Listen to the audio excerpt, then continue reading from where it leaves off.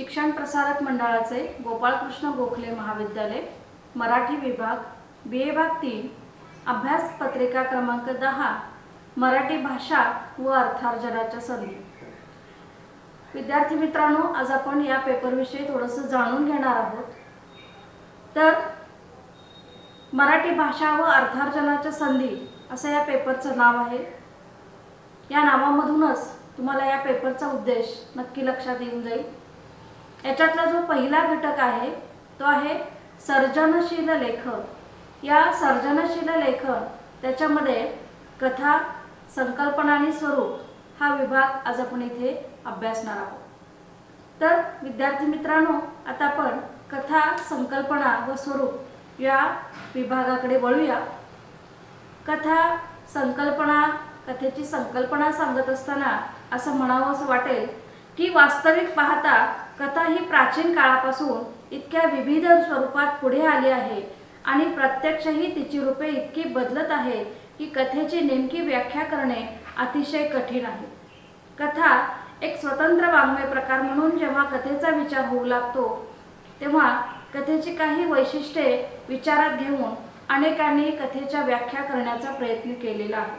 तत्पूर्वी मला तुम्हाला असं सांगावंसं वाटेल की कथा हे तुमच्या आमच्या अत्यंत जिव्हाळ्याचा असणारा असा एक भाग। आपल्या लहानपणापासून कथा ऐकणं हा एक आपल्या आवडीचा छंद आणि कथेची सुरुवात ज्या पद्धतीनं काव्य माणसाला लिखित स्वरूपामध्ये ज्यावेळी शब्द सापडले आणि त्याच्या आधारे तो आपल्या भावना व्यक्त करायला लागला आणि काव्य करायला लागला, या काव्याबरोबरच कथेची सुरुवातही झालेली आपल्याला जाणवते। पूर्वीच्या काळी असणारे काही लोककथांमधून किंवा दैवत कथांमधून याची प्रचिती आपल्याला येते। आता कथेच्या काही व्याख्या करण्याचा प्रयत्न अनेकांनी केलेला आहे। त्या व्याख्या आपण आता इथे थोडक्यात जाणून घेऊया। कथा, लघुकथा ही सहजासहजी एका बैठकीत वाचून संपवण्या इतकीच मोठी असावी असं हडसन असं म्हणतो की ती इतकी छोटी असावी की एका बैठकीमध्ये कथा पूर्णपणे वाचून संपवून जावी। पुढची व्याख्या अशी आहे, कथेचा पहिला आवश्यक गुण म्हणजे तिच्या नवनिर्मितीची अपरिहार्य आवश्यकता। एलिझाबेथ बॉवेन यांनी केलेली ही व्याख्या आहे। अनुभूतियाँ ही रचनाशील भावनाओं से अनुरंजित होकर कहानी बन जाती है असे मुंशी प्रेमचंद म्हणतात।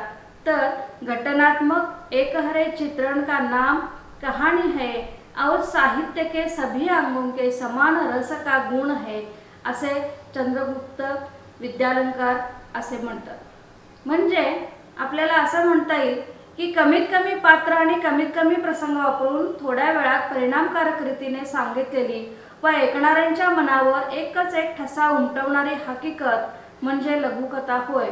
ही व्याख्या दासी फडकेंनी केलेली आहे आणि ती आपल्याला अगदी योग्य वाटते। कथेच्या संदर्भात वरील अनेक व्याख्या पाहता असे म्हणता येईल की कथा लेखकाला कथा वस्तूचे बीज अनुभूतीचा विषय म्हणून गवसलेले असते। अशा त्या कथावस्तूला म्हणजेच अनुभूतीला तिच्या विशिष्ट स्वभाव प्रकृतीनुसार गवसलेले अभिव्यक्तीचे शब्दरूप म्हणजे ती लघुकथा होय। थोडक्यात कथाकाराची अनुभूती जेव्हा कथात्मक स्वरूपामध्ये अवतरते तेव्हा लघुकथा निर्माण होते। कथेच्या काही व्याख्या पाहिल्यानंतर आपण आता कथेचे प्रकार बघूया। आता कथेचे नेमके कुठले प्रकार आहेत, तर कथेचे रचनेवरून आणि आशयावरून असे प्रकार करण्यात आलेले आहेत। कथेमध्ये दीर्घकथा हा एक महत्त्वाचा उपप्रकार पडलेला दिसतो। दीर्घकथेचा व्याप व आवाका कथेहून मोठा असतो। तिच्यातील अनुभव घटक अधिक व्यापक असतात। त्याचप्रमाणे त्यांच्यातील परस्पर संबंधही अनेकविध स्वरूपाचे असतात। दुसरा प्रकार आपल्याला असं म्हणता येईल की लघुकथा ही नावाप्रमाणेच लघु असते। तिसरा प्रकार जो आहे तो आहे मालिका कथा। एकात एक गुंफलेल्या अशा या मालिका कथा असतात। त्याच्यानंतर साखळी कथा हाही एक प्रकार आहे। याही मालिका कथांप्रमाणे एक कथा संपली की दुसरी कथा तिथे सुरू होते. आता कथेचे आशयावरून जे प्रकार पडतात त्यामध्ये पहिला प्रकार आहे तो आहे भयकथा, दुसरा आहे रहस्य कथा, तिसरा आहे विज्ञान कथा आणि चौथा आहे फॅन्टसी. आता कथेचे जे आशयावरून पाडलेले जे काही प्रकार आहेत त्या सगळे प्रकार आपण या ना त्या कारणाने पाहिलेले, ऐकलेले, अभ्यासलेले आहेत. भयपट आपण पाहत असतो, रहस्य कथा वाचायला आपल्याला आवडतात. विज्ञान कथा हा नव्याने आलेला वाङ्मय प्रकार असला तरी विज्ञानातल्या गमती जमती आपल्याला या वाङ्मय प्रकारामध्ये पाहायला मिळतात. फॅन्टसीमध्ये मनामध्ये असणारे ज्या काही अवास्तव अशा गोष्टी असतात, अशक्य कोटीतल्या गोष्टी, त्या तिथं कथेमध्ये फॅन्टसीच्या रूपाने आपल्या समोर येतात. आता आपण मुख्य विषयाकडे वळूया, कथेचे घटक. आता कथेचे घटक अभ्यासत असताना कथेचा सर्वात महत्त्वाचा घटक जो आहे तो म्हणजे कथानक. कुठल्याही कथेला बीज असल्याशिवाय कथा निर्माण होऊ शकत नाही. म्हणजे प्रत्येकाला काहीतरी कथानक, काहीतरी घटना, काहीतरी हकीकत असणं गरजेचं असतं. आता हे कथानक कुणाच्या तरी माध्यमातून व्यक्त होत असतं, म्हणून कथेचा दुसरा घटक आहे तो आहे पात्र किंवा त्याला आपण व्यक्तिचित्रण असंही म्हणू शकतो. कथेचा आवाका, कथेचा विषय, कथेचा आशय याला धरून कथेमध्ये पात्र सामावलेली असतात. अनावश्यक पात्र कथेमध्ये आली तर कथा बिघडण्याचा संभव असतो, म्हणून कथेला पुढे नेण्याचं काम ही पात्र करत असतात.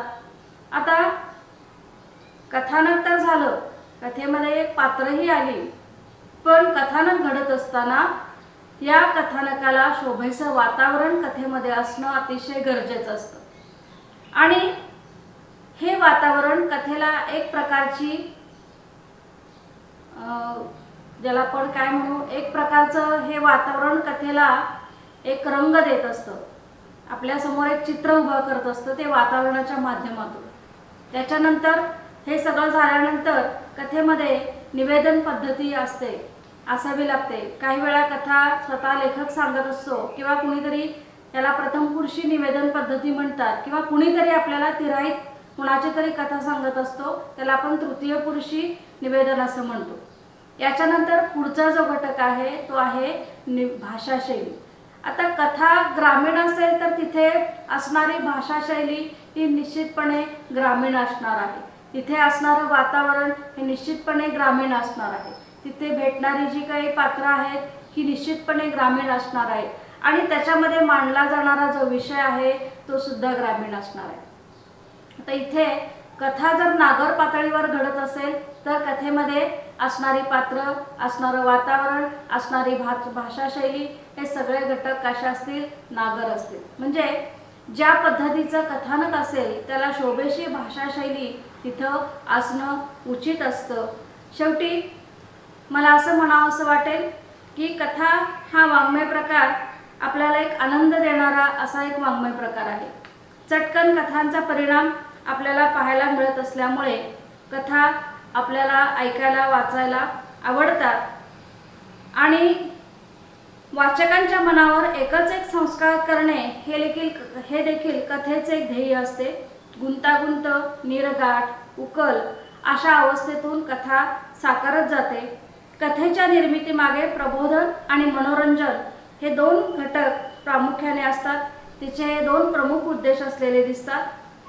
कथानक हा कथात्मक साहित्य कृतीतील एक गतिशील घटक असतो. त्याचप्रमाणे लघुता, एकाग्रता व एकात्मता ही कथेची 3 घटना तत्वे हडसनने सांगितलेलीच आहेत. याशिवाय परिणामातील एकाग्रता, उत्कटता हा कथेचा खास गुणधर्म असतो. संवेदनशीलता, संपृक्तता, काटेकोर व नेमकेपणा तसेच सूक्ष्मदर्शित्व ही कथेच्या कलातंत्राची खास वैशिष्ट्ये म्हणता येते. कथेचे रूप नेहमीच लवचिक असते, त्यामुळे ठराविक कालखंडानुसार कथेचे स्वरूप सतत बदलत गेले आहे. एक आव्हान देणारा वाङ्मय प्रकार म्हणून आपण आपल्याला कथेचा निर्देश करावा लागतो। याप्रमाणे कथा या वाङ्मय प्रकाराचे अनेक विशेष आपल्याला नोंदविता येतात। कथा आपल्या सर्वांना माहीतच आहे। कथेविषयीची काही माहिती आपण इथे जाणून घेतलेली आहे। आता इतर प्रत्यक्षामध्ये करण्यासाठीचा एक तुम्हाला भाग इथं ठेवलेला आहे, तो म्हणजे सर्जनशीलता। नेमकी कथा कशी तयार होते आणि त्याचं प्रात्यक्षिक। तर प्रात्यक्षिकासह एक घटनाक्रम घेऊन आपण कथा निर्मितीचा प्रयत्न करायचा आहे। पुढच्या तासाला आपण याविषयी सविस्तर बोलू। या तासाला इतकेच। धन्यवाद।